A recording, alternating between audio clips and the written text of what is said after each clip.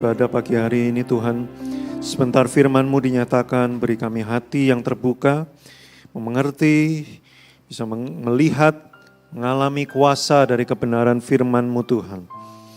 Kami serahkan waktu-waktu ini ke dalam tangan-Mu, Roh Kudus pengalir, berbicara di tengah-tengah kami lewat firman yang kami dengar. Dalam nama Tuhan Yesus kami menyambut firman Tuhan. Haleluya. Amin. Silakan duduk Bapak Ibu sekalian.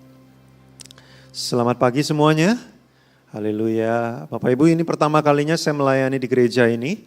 Jadi mungkin ada beberapa, bahkan mungkin semua ya, belum terlalu mengenal gitu ya. Izinkan saya kenalan lebih dahulu. Nama saya Joshua Iwan Wahyudi. Bapak Ibu, banyak orang bingung, Pak panggilnya siapa? Namanya kok banyak ya. Ada Joshua, ada Iwan, ada Wahyu, ada Yudi, semua gabung jadi satu ya. Bapak Ibu, kalau Anda suatu saat ketemu saya entah di mana, nggak sengaja itu yang kemarin gitu ya, Bapak Ibu sapa saya, nama saya lebih gampang supaya saudara ingat, panggil saya Iwan saja ya. Iwan artinya inilah pria menawan supaya Anda cepat ingat gitu ya Bapak Ibu ya. Oke, hari ini saya akan berbicara tentang iman dan keluarga ya, faith and family, iman dan keluarga. Bagaimana pengaruh dari pengaruh dari iman itu menentukan apa yang terjadi di dalam keluarga. Dan apa yang dilakukan oleh keluarga akan menentukan juga bagaimana iman itu bisa bertumbuh atau tidak. Nah, mari kita baca 2 ayat pertama dari khotbah kita hari ini. Di Kejadian 2 ayat 24. Jadi waktu Tuhan selesai menciptakan manusia, ya, dia menciptakan semua dulu. Bapak Ibu, Tuhan itu baik. Dia ciptakan manusia terakhir setelah semuanya selesai. Coba kalau manusia diciptakan pertama duluan, wah ya, bumi belum ada isinya tapi manusianya udah jadi duluan, wah manusia mungkin akan kelimpungan gitu ya. Tapi Tuhan itu baik, dia bikin semuanya sempurna buminya, ya baik, indah, sempurna, udah cukup semua untuk kebutuhan si manusia, baru manusianya terakhir dimunculkan gitu ya. Bapak Ibu, saya setelah dengan istri 14 tahun gitu ya, menunggu akhirnya kami punya anak setelah pernikahan ke-14 tahun gitu ya. Nah, waktu menjelang anak kami lahir, wah kita bersih-bersih rumah, kita beresin, kita beli ini itu, ada ranjang bayi, ya, wah semua disiapin. Sampai ketika akhirnya melahirkan, pulang dari rumah sakit, itu kamar udah dalam keadaan yang terbaik gitu ya. Tinggal bayinya taruh gitu kan. Nah, hati orang tua itu seperti itu, begitu pula hati Tuhan kepada kita. Makanya waktu manusia diciptakan, semua disiapkan yang terbaik, baru kemudian manusia muncul. Nah, waktu manusia muncul, ayat ini ya, kita baca ya. Sebab itu seorang laki-laki akan meninggalkan ayah dan ibunya, dan bersatu dengan siapa Bapak Ibu Saudara? Istri. Ya, jadi kalau mau bangun keluarga baru, meninggalkan ayah dan ibu dalam artian tidak secara fisik tetapi kemandirian, lalu memulai keluarganya sendiri, itu kalau seorang pria dengan istri. Kalau seorang wanita berarti dengan suami, bukan dengan pacar. Jadi nggak ada istilah namanya tinggal bersama tapi belum menikah, itu nggak ada. Di Alkitab nggak ada, nggak begitu. Tapi sekarang banyak loh orang Kristen yang bilang sama aja. Yang penting kami tetap menyembah Tuhan Yesus. Justru kalau kamu menyembah Tuhan Yesus, kamu gak akan lakukan itu. Karena Alkitab tidak mengenal konsep pernikahan selain suami dan istri. Selain suami dan istri tidak ada konsep pernikahan di dalam Alkitab. Termasuk suami dan suami menikah itu gak ada di Alkitab. Atau istri dan istri menikah itu gak ada di Alkitab. Jadi pernikahan sesama jenis juga tidak ada di Alkitab. Pernikahan itu hanya antara satu pria dan satu wanita, disebutnya suami dan istri. Di luar itu bukan pernikahan menurut Alkitab. Walaupun dunia mengatakan kami menikah, tapi Tuhan bilang bukan. Nah ini penting ya konsep ini ya. Bersatu dengan istrinya sehingga keduanya menjadi satu daging. Ini juga penting karena di sini saya lihat wajahnya banyak yang muda nih ya, ibadah kedua ya. Bersatu menjadi satu daging itu setelah suami dan istri. Bukan sebelum suami dan istri satu daging dulu. Nggak ada juga itu di Alkitab. Ya. Nah Bapak Ibu, hari-hari ini banyak pengajaran, banyak pendapat, banyak orang influencer, orang-orang terkenal, public figure, mulai mengajarkan hal-hal yang kelihatannya masuk akal tapi sebenarnya bertentangan dengan firman Tuhan. Hati-hati, anak-anak muda hati-hati. Orang itu pinter, jelasinya pinter, masuk akal, kata-katanya pakai riset, sains, apa segala macam. Tapi Alkitab mengatakan jika itu tidak menurut Kristus, maka itu bukan kebenaran. Semasuk akal apapun jika itu tidak menurut Kristus, itu bukan kebenaran. Hati-hati saudara ya. Saya tidak khotbah tentang itu, tapi saya perlu tekankan. Karena ada banyak sekali orang Kristen hari-hari ini yang sudah menyimpang dari kebenaran firman tapi mereka tidak merasa itu menyimpang. Ya, makanya saya tekankan hal penting ini ya. Lalu Kejadian 1 ayat 28 juga waktu perempuan dan laki-laki dan perempuan diciptakan Tuhan, Allah memberkati mereka, lalu Allah berfirman kepada mereka, beranak cuculah dan bertambah banyak. Ingat, Tuhan memberkati dan meminta mereka untuk beranak cucu setelah mereka dinyatakan suami dan istri. Kapan Adam dan Hawa dinyatakan suami dan istri? Segera setelah mereka diciptakan. Fakta ini, kebenaran ini menjadi penting kenapa? Karena waktu Tuhan ciptakan manusia, pada saat yang sama Tuhan juga menciptakan keluarga. Jadi Adam dan Hawa itu nggak diciptakan pisah tempat ya, terus mereka jalan-jalan ya, buka Tinder gitu ya, buka aplikasi. Ada nih namanya Adam nih, siapa ya? Coba kenalan ini siapa nih Hawa ya? Mungkin dikenalin sama monyet atau dicomblangin sama, kan waktu itu cuma ada Adam dan Hawa ya, sisanya kan binatang-binatang. Mungkin dicomblangin atau nggak sengaja ketemu gitu kan di Taman Eden, enggak. Begitu pertama kali manusia diciptakan, Tuhan pada saat yang sama juga langsung menciptakan yang namanya keluarga. Jadi saudara harus tahu bahwa keluarga itu adalah tempat di mana Tuhan ingin memultiplikasikan dirinya. Ingin menduplikasikan dirinya. Makanya manusia itu dikatakan diciptakan serupa dan segambar dengan Allah. Maka artinya apa? Keluarga itu adalah rupa dan gambar Allah. Jadi kalau mau lihat Tuhan Yesus, 1 Yohanes pasal 4 mengatakan, tidak seorang pun melihat Allah. Ada di sini yang pernah ketemu muka dengan muka gitu dengan Tuhan, gitu, halo gitu ya, video call gitu ya. Jarang sekali kalau ada orang punya pengalaman supranatural seperti itu. Jarang sekali, gak nyampe 1% dari orang Kristen. Dan itu kita perlu uji beneran yang dia ketemu itu Tuhan atau hantu. Ya kan? Sedikit hampir gak ada orang yang pernah lihat Tuhan. Tapi di 1 Yohanes 4 dikatakan gini, tetapi jikalau kamu saling mengasihi, Tuhan ada di situ, tinggal di situ. Gak ada orang pernah lihat Tuhan, tapi bagaimana cara orang bisa berjumpa dan ketemu Tuhan? Waktu ada saling mengasihi. Di mana tempat paling ideal, paling bagus, paling gampang mempraktekkan saling mengasihi selain di dalam keluarga. Karena ketemu tiap hari, ya kan? Justru karena ketemu tiap hari, nih Bapak Ibu Saudara ya, orang tuh kalau ketemu sekali-sekali saja, itu orang baik loh, kan gitu ya. Itu orang baik ya, traktir saya makan, iya cuman sekali. Kalau traktir makan cuman sekali mah gampang. Cuma coba disuruh ngidupin seumur hidup. Ayo. Berat. Itu orang baik loh ya. Ngobrol, berapa lama ngobrol? Ya 30 menit ngobrol sama orang itu ramah. Ya 30 menit. Coba kalau tinggal bareng sama dia 24 jam, 30 tahun. Kira-kira masih ramah enggak? Nah itulah keluarga. Tempat paling tepat untuk membuktikan kasih ada di mana? Keluarga. Kok kamu bisa ya hidup sama orang kayak gitu 30 tahun dan kalian baik-baik saja, itu kasih. Kalau bukan karena kasih, nggak akan terjadi. Betul atau betul? Bapak Ibu yang sudah menikah, emang gampang. Itu baru 2 orang loh, suami istri. Belum dihitung anak. Baru suami dan istri saja, jangankan 30 tahun Pak, jangankan 15 tahun Pak.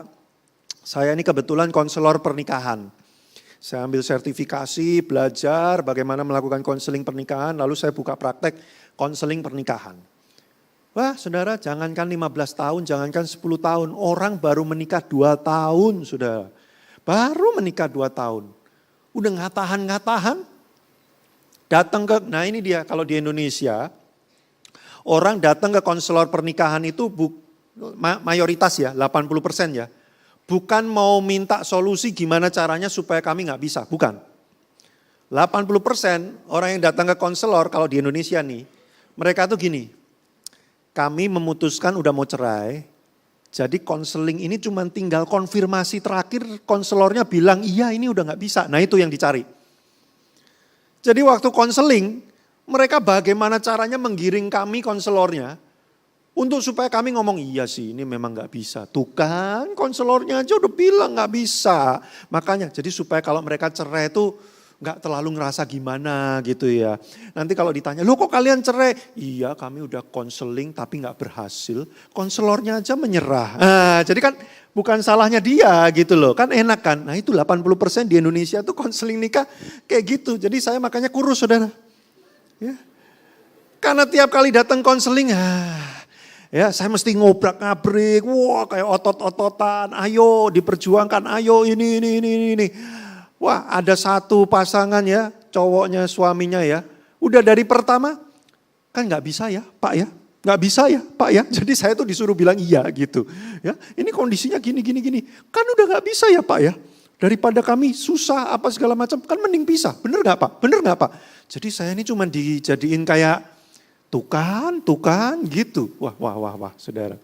Jangankan 5-10 tahun, baru 2 tahun aja udah banyak yang gak tahan. Data dari BKKBN saudara, perceraian di Indonesia itu lebih dari separuh, angkanya di bawah 5 tahun pernikahannya. Lebih dari separuh. Jadi mayoritas yang bercerai zaman sekarang itu, yang usia pernikahannya baru 5 tahun saudara, di bawah itu. Saya pernah ada satu pasangan, dua-duanya lulusan psikologi loh saudara, bayangin. Lulusan psikologi kan harusnya sakti ya. Bisa baca orang, mengerti psikologi orang, emosi orang. Ya, dua-duanya lulusan psikologi. Orang pinter dua-duanya. Baru 2 tahun saudara menikah. Cerai, gak bisa menyelesaikan permasalahan. Di mana tempat orang itu melihat kasih paling nyata? Keluarga. Makanya kalau mau orang lihat Tuhan, dimulainya dari mana? Keluarga. Riset mengatakan orang berjumpa dengan Kristus paling banyak bukan diajak teman, bukan diajak acara gereja, bukan. Orang paling banyak berjumpa Kristus menurut riset. Dari mana saudara? Keluarga. Karena orang tua, karena anak, karena suami, karena istri. Dan kemarin saya baca-baca lagi hasil survei, maaf ya, ini hasil survei loh ya. Anda uji sendiri surveinya benar apa enggak. Kalau suami atau ayah yang lebih dulu percaya Tuhan Yesus, kecenderungan keluarga itu untuk seluruhnya percaya Tuhan Yesus lebih besar ketimbang kalau istri atau ibunya dulu yang percaya Tuhan Yesus. Ini menurut riset survei. Nah, jadi Bapak Ibu, data-data ini menunjukkan kepada kita apa? Keluarga itu tempat Tuhan menyatakan diri. Makanya iblis lakukan apa? Hancurin keluarga. Supaya apa? Orang gak bisa lihat Tuhan. Dari sejak lahir di rumah setiap hari udah gak lihat Tuhan. Ya. Jadi kalau diajak ke gereja, yang khotbah bohong. Khotbah mah ngomong cuma yang bagus-bagus. Aku pulang ke rumah gak gitu. Ya. Papaku itu pelayan Tuhan. Ya. Orang tuaku pelayan Tuhan, orang tuaku itu dikenal di gereja. Tapi aku kalau lihat ke rumah gak lihat Tuhan Yesus di rumah. Kalau keluarga berantakan, sulit untuk orang itu bisa ketemu Tuhan. Makanya kalau khotbah hari ini iman dan keluarga. Iman menentukan bagaimana keluargamu, keluargamu menentukan bagaimana iman orang-orang yang di dalam keluargamu. Bapak Ibu. Makanya saya punya satu statement yang penting sekali, boleh dimunculkan statement yang keduanya. Satu setelah ini. Kualitas sebuah keluarga sangat menentukan kualitas orang-orang yang di dalam keluarga itu. Saudara, kalau keluarganya isinya itu penuh dengan kemarahan, pertengkaran, kepahitan, egois, mementingkan diri sendiri, nanti isi orang-orangnya juga akan seperti itu. Sudah kebetulan saya juga belajar tentang emosi, jadi saya trainer kecerdasan emosi. Saya ambil sertifikasi bagaimana tentang emosi manusia dan sebagainya, bla bla bla.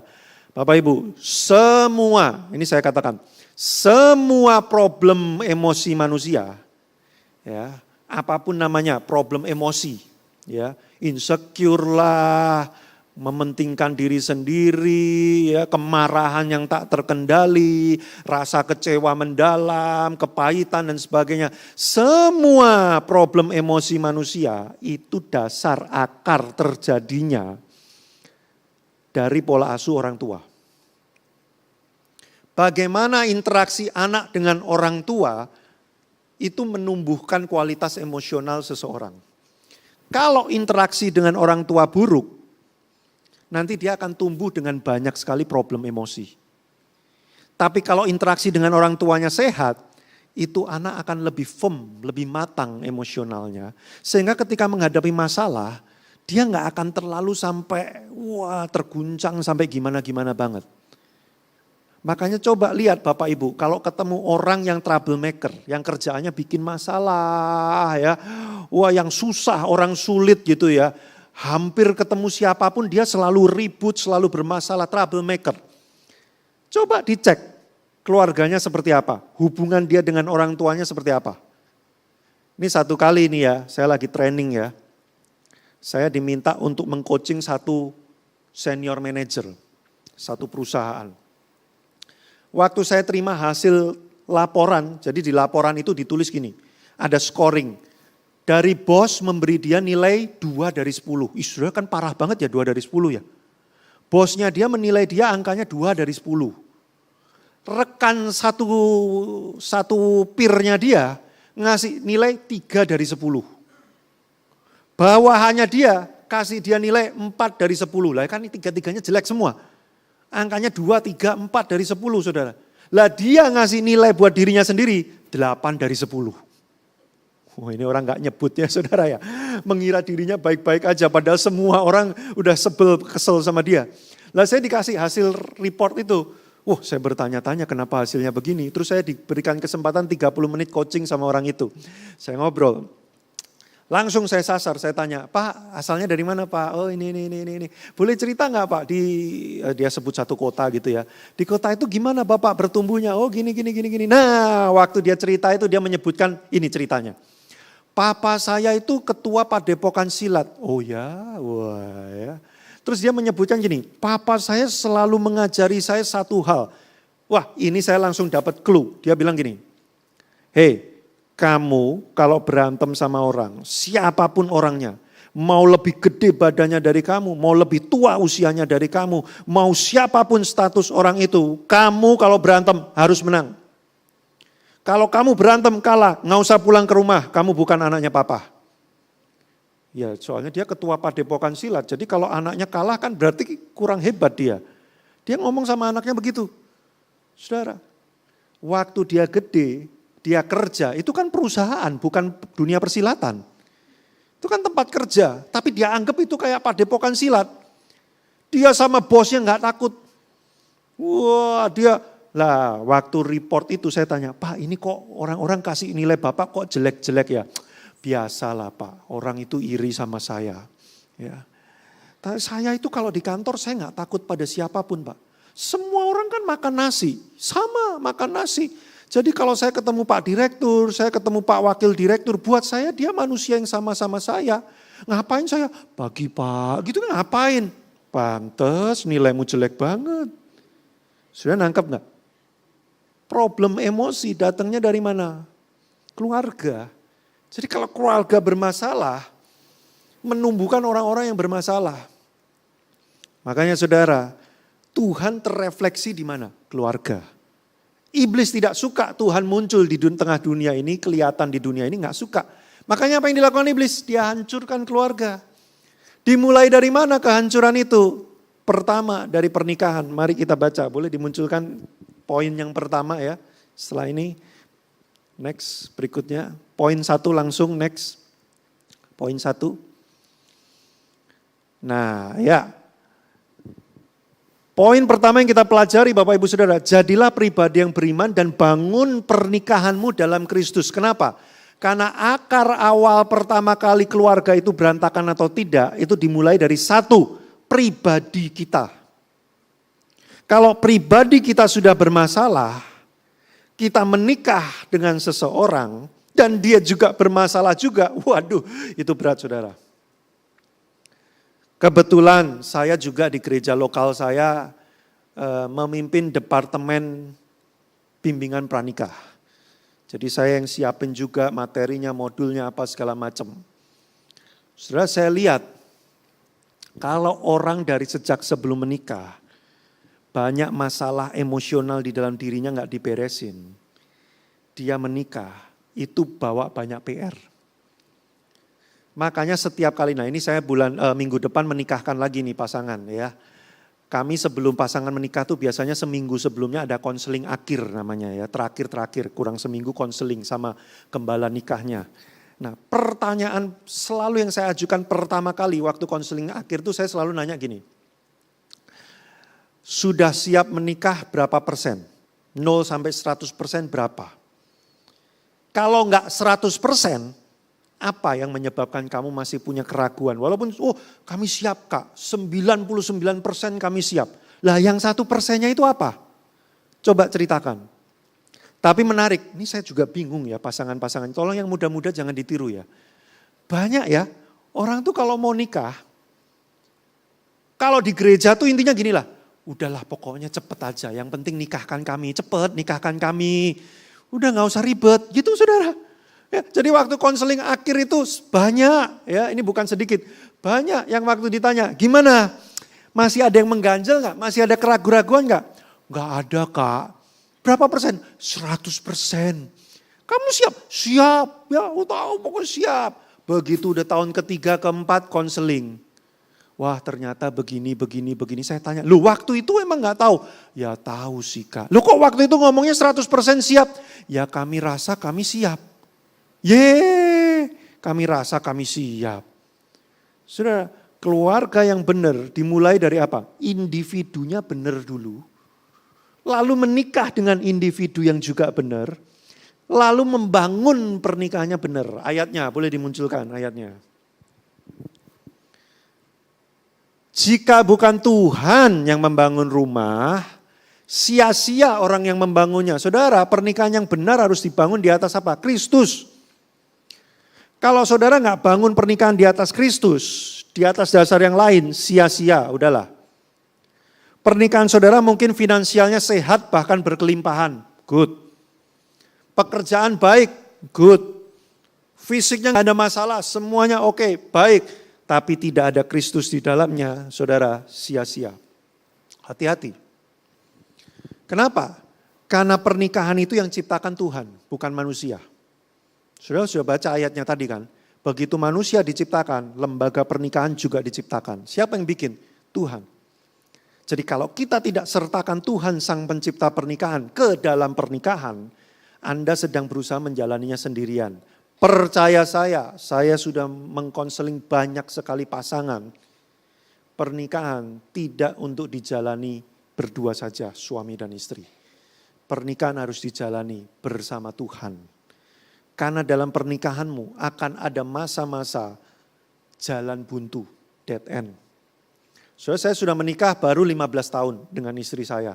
Kalau ditanya, banyak gak jalan buntu kami? Banyak. Pernah berpikir mau bercerai gak? Beberapa kali. Pernah konflik hebat gak? Sampai kayak drama Korea. Beberapa kali. Wah 1 tahun menikah, saya masih ingat tuh, 1 tahun pernikahan tuh. Berantem sama istri saya, wah saking berantem gak selesai-selesai, istri saya udah gak tahan. Dia copot cincin kawinnya, dia banting di depan saya. Wah itu kalau film Korea mah ada musiknya mah dramatis itu. Ya. Apalagi kalau cincinnya jatuhnya slow motion gitu ya. Wah kita yang nonton kayak, gitu saudara ya. Tapi waktu dijalani nggak kayak nonton drama Korea, saudara. Menyesakkan hati sekali itu. Baru 1 tahun menikah, wah saya ingat dalam masa kami 15 tahun menikah, ada malam-malam yang dihabiskan 4 jam, 5 jam. Dalam konflik pertengkaran sampai subuh, saudara, ada. Tapi pertanyaannya gini, kok kami bisa tahan? Bukan cuma tahan, kalau cuma tahan banyak yang tahan-tahanin aja demi anak, demi ini, demi itu, demi warisan, bisa. Tapi bukan cuma tahan, kok kami melewati semua itu makin sayang, makin mengerti satu sama lain, bahkan makin berkurang konfliknya. Dan sekarang kami kayak mulai ngejalanin itu kayak mulai take off gitu, lepas landas, enak banget, pernikahan enak banget ya jalaninya ya. Kok bisa? Kalau saya bilang tanpa Kristus berat. Makanya sudah kalau mau bangun rumah ini bukan bangun rumah gedung. Kalau bangun rumah gedung panggil arsitek, panggil kontraktor.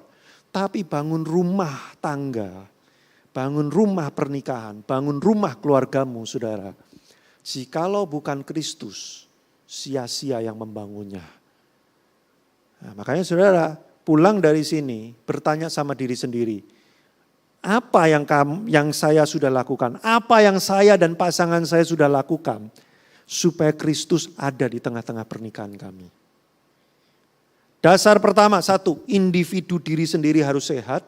Kedua, pernikahannya juga harus sehat. Yang ketiga, boleh dimunculkan poin kedua? Menjadi orang tua yang memberi teladan dan warisan iman kepada anak. Terutama Anda yang sudah punya anak. Walaupun Anda belum punya anak, Anda harus memulainya dari sekarang. Kalau sebelum punya anak, Anda malas ke gereja, Anda punya anak, belum tentu jadi rajin ke gereja. Emang apa urusannya?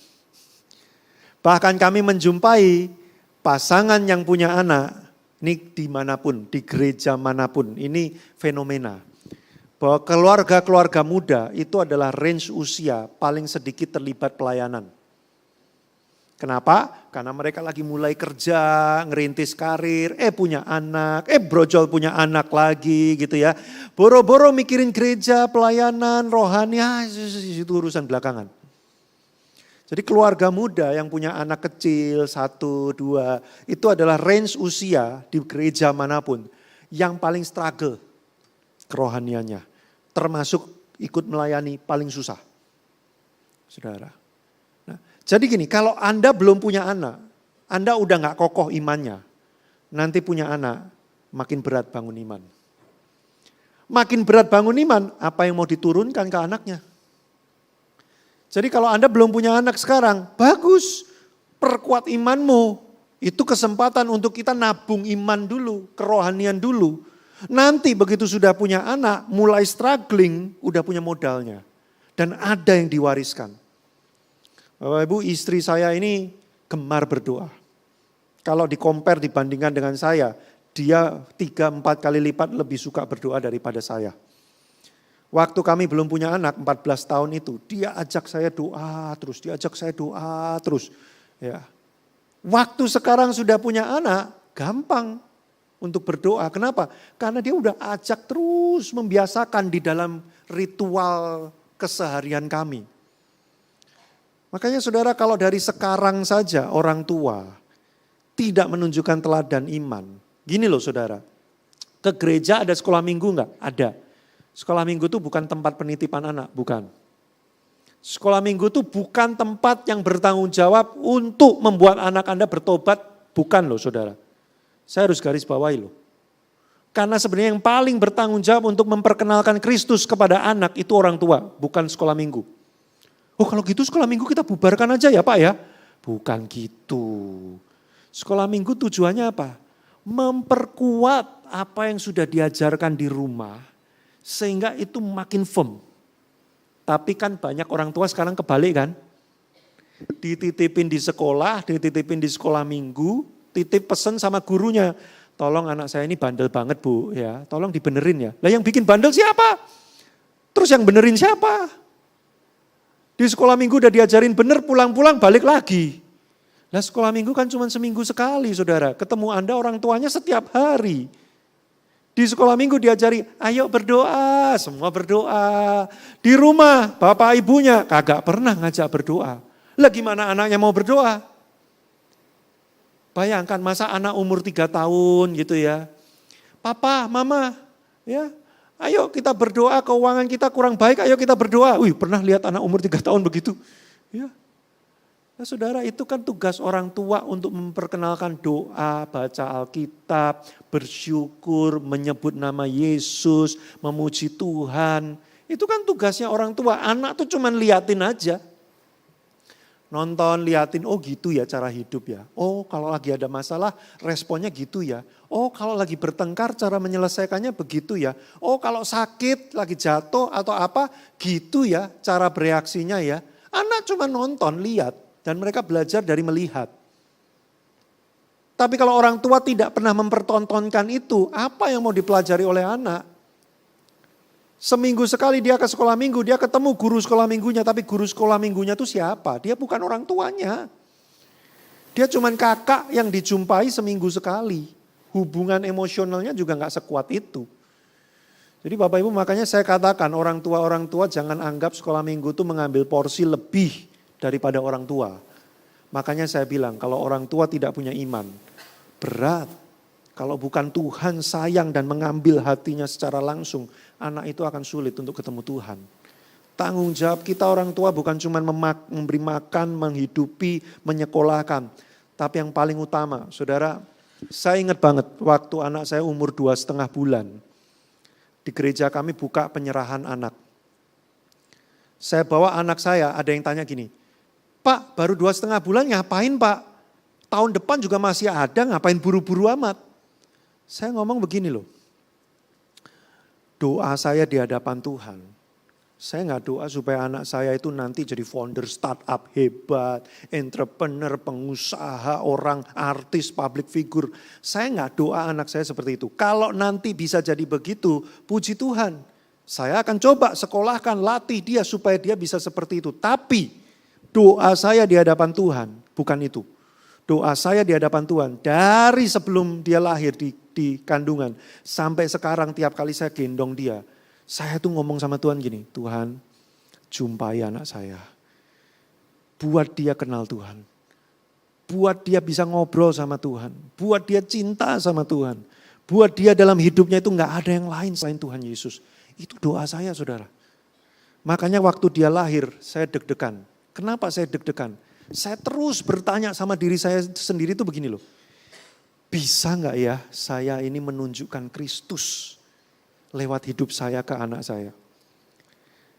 Wah saya berusaha keras. Saya berusaha bagaimana supaya saya itu kalau lagi emosi gak terkendali. Saya mikir gimana caranya kalau saya ngomong, saya gak suka, saya mesti ngomong dengan cara seperti apa. Saudara saya berdoa dan saya melatih diri saya supaya apa? Supaya anak saya mudah untuk melihat Yesus karena dia melihat itu dalam diri saya dan istri saya. Saudara nangkep maksud saya? Itu tanggung jawab kita loh orang tua loh. Makanya ayatnya boleh dimunculkan di Ulangan. Ulangan pasal ke-6. Apa yang kuperintahkan kepadamu pada hari ini harus engkau perhatikan. Kenapa harus diperhatikan? Karena penting. Apa yang harus diperhatikan? Ini dia. Haruslah engkau mengajarkannya. Apa yang diajarkan? Firman Tuhan, ketetapan Tuhan, kehendak Tuhan, perintah Tuhan, hukum-hukum Tuhan. Itu harus diajarkan berulang-ulang kepada anakmu. Berulang-ulang, bukan cuma sekali-sekali saudara. Gimana cara ngajarinya berulang-ulang? Membicarakannya apabila engkau duduk di rumahmu, engkau dalam perjalanan, engkau berbaring, apabila engkau bangun. Dalam artian gimana? Saudara bayangin, gimana cara mengajarkan ketika lagi tidur berbaring, baru bangun, wah lagi activity, gimana cara ngajarinya? Makanya maksud dari perkataan ini, bukan literally ngomong ngajarin setiap saat, kalau kayak gitu anaknya mabuk. Maksudnya apa? Lewat perilaku kita, anak kita tuh diajari. Saudara gak ngomong, tapi anak saudara lihat, kok setiap kali dapat rezeki, setiap kali dapat kebaikan, Papa mama bersyukur, papa mama menaikkan ucapan doa buat Tuhan. Anak akan belajar bahwa berkat datangnya dari Tuhan, bukan usaha sendiri. Kalau anak gak diajarin kayak gitu, anak akan tumbuh jadi orang seperti apa? Belagu. Ini kan karena saya pinter, karena saya hebat. Oh, makanya saya bisa punya usaha gini. Gak diajarin dari awal bahwa karena Tuhanlah kita mendapat apa yang kita miliki hari ini. Kalau lagi ngalamin sesuatu, kesasar atau beli barang ternyata salah atau apa, ada terjadi trouble dan sebagainya. Orang tua menunjukkan sikap seperti apa? Kita doa yuk. Wah ini lagi kayak gini. Ayo nak kita doa yuk. Anak akan belajar setiap kali ada masalah kita akan mengandalkan Tuhan. Sudah itu maksudnya berulang-ulang diajarkan dalam keadaan apapun. Lagi makan, lagi tidur, lagi traveling, lagi holiday, lagi kerja, lagi apa. Gimana cara ngajarinya? Lewat perilaku saudara. Anak lihat, waktu anak dewasa, anak akan menangkap. Oh begitu cara hidup. Satu, saudara harus jadi pribadi yang sehat. Imannya kuat. Kedua, pernikahan dibangun di atas dasar Kristus, bukan yang lain. 3, menjadi orang tua yang mewariskan teladan iman kepada anak. Terakhir, saya tutup dengan poin ketiga. Kalau Anda adalah anak, hormatilah orang tuamu. Kenapa bagian ini penting? Boleh ayatnya dimunculkan? Hormatilah ayah dan ibumu, itu 1 dari 10 perintah Allah loh saudara. Ini adalah suatu perintah yang penting. Kenapa ini perintah yang penting? Seperti yang nyata dari janji ini, supaya kamu berbahagia dan panjang umurmu di bumi. Sudah lihat orang yang bermasalah dengan orang tuanya dan melawan orang tuanya, hidupnya gak bahagia. Walaupun duitnya banyak, walaupun dia sukses secara dunia. Sudah lihat aja. Coba cari siapapun, teman, keluarga, orang di sekitarmu. Pokoknya dia ngelawan orang tua, dia kurang ajar sama orang tua. Walaupun duitnya banyak, hidupnya sukses, kelihatannya dia apapun bisa dilakukan. Hatinya gak bahagia. Terus yang kedua, supaya panjang umur saudara. Ngeri loh. Saya mesti hormat sama orang tua. Tapi orang tua saya Pak kurang ajar Pak, orang tua saya ini gak layak untuk dihormati. Dia begini, dia begitu. Iya saya tahu banyak orang tua yang gak benar. Saudara menghormati itu tidak sama dengan menyetujui. Saudara boleh tidak setuju perilaku orang tuamu. Saudara boleh tidak mengikuti perilaku orang tuamu. Tapi engkau di dalam hati tetap harus mendoakan dia. Jadi sikap menghormati itu ada dalam hati. Saudara, tidak melawan, tidak melakukan sesuatu untuk menyakiti, melukai dan membalas, enggak. Sayang waktunya habis. Saudara, kalau saya bisa cerita, ayah saya itu sangat banyak problem kepada keluarga. KDRT kepada mama saya, sekian puluh tahun menyiksa mama saya, kami anak-anaknya pernah mau dipenjarain, dia punya koneksi polisi apa segala macam, dia selingkuh, dia pakai narkoba, wah berantakan saudara. Apa yang saya mau hormati dari ayah saya? Tidak ada. Tapi saya tahu kebenarannya, apa yang saya lakukan? Saya berdoa buat ayah saya. Sampai ayah saya meninggal, dia bertobat enggak? Enggak. Dia masih tetap gelo enggak? Masih. Sampai terakhir loh saudara. Tapi saya berdoa, saya melepas pengampunan. Saya tidak pernah merencanakan pembalasan apapun kepada ayah saya. Walaupun secara daging, pengen enggak rasanya? Pengen saudara, kesel banget lihat mama saya diperlakukan kayak begitu. Marah saya. Tapi saya mengambil keputusan, ampuni, tidak. Tetap saya put hormat. Bagaimanapun Tuhan menaruh dia, ayah saya. Saya nggak ngobrol lagi. Setelah bercerai dengan mama saya sudah nggak ngobrol lagi saya dengan papa saya. Karena udah nggak bisa diajak ngobrol. Tapi saudara sikap hati saya tetap menghormati. Kalau dalam keluarga pernikahannya sehat, orang tua mewariskan iman pada anak, anak menghormati orang tua. Wah, Tuhan hadir di situ. Tuhan hadir di situ, orang lihat keluarga itu, mereka akan bilang begini, itu keluarga kok beda ya sama keluarga yang lain ya. Kayak ada Tuhan gitu loh di keluarga itu. Nah itu maksud penciptaan manusia pertama kali. Setelah khotbah saya sudah selesai, pulang dari kebaktian ini, sudah ambil waktu merenungkan diri. Apa yang saya sudah bangun di keluarga saya? Apa yang saya sudah lakukan di keluarga saya supaya Kristus menjadi nyata? Mari kita berdoa. Tuhan, kami sudah mendengar firman-Mu. Kami tahu bahwa Engkau ingin tinggal di tengah-tengah keluarga kami. Bahkan Engkau ingin menyatakan diri-Mu Tuhan lewat keluarga kami. Kami berdoa supaya firman yang kami dengar pagi hari ini tidak hanya sekedar menjadi pendengaran yang lewat begitu saja. Tapi aku berdoa untuk keluarga-keluarga di ruangan ini, Tuhan, Kau jamah hati kami semua. Biarkan kami mulai serius membangun keluarga kami di dalam Kristus. Meletakkan kebenaran firman Tuhan menjadi dasar bagi keluarga kami. Kalau ada kelemahan kami, ada kebiasaan buruk, hal-hal yang kami belum bisa lakukan, Tuhan tolong kami supaya kami bisa mulai berubah. Kasih karunia kekuatan-Mu menyertai kami. Aku berdoa untuk pasangan-pasangan suami istri. Apapun pergumulan perjuangan Tuhan, Engkau tuntun kami, tolong kami, berikan kami hikmat. Anak-anak yang ada di ruangan ini berikan hati yang lembut, hati yang ikut dengan firman. Supaya mereka mendoakan orang tua mereka. Para orang tua yang ada di ruangan ini, Tuhan, biarlah Engkau menjamah hati pikiran kami. Supaya kami awas dengan semua tindakan yang kami lakukan setiap hari. Kami mewariskan iman untuk anak kami, yaitu iman kepada Kristus. Kami serahkan jemaat-Mu ke dalam tangan-Mu Tuhan. Firman yang sudah didengar bertumbuh, menghasilkan buah, menjadi kekuatan. Ada kuasa yang memberikan perubahan dalam hidup kami. Dalam nama Tuhan Yesus Kristus kami berdoa. Haleluya. Amin.